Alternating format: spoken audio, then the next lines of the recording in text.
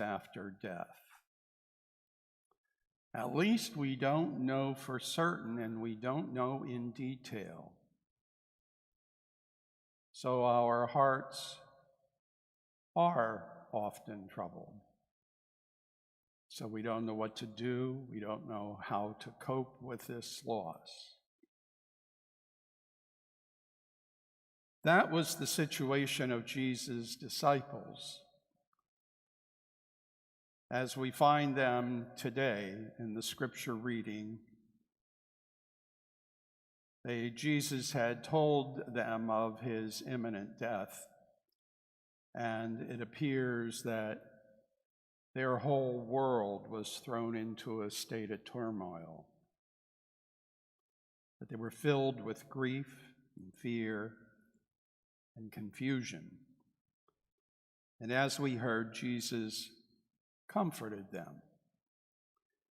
And he reassured them by saying those words, "Do not let your hearts be troubled." But he didn't end there.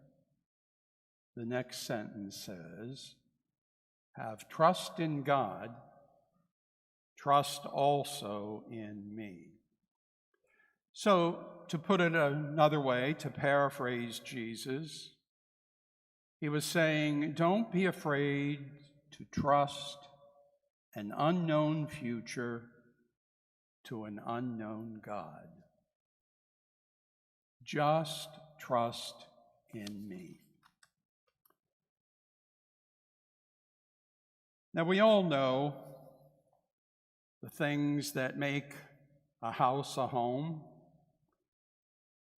is the people who are there.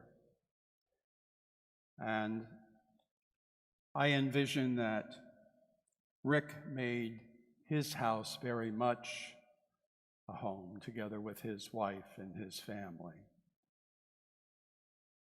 But that's true of heaven as well.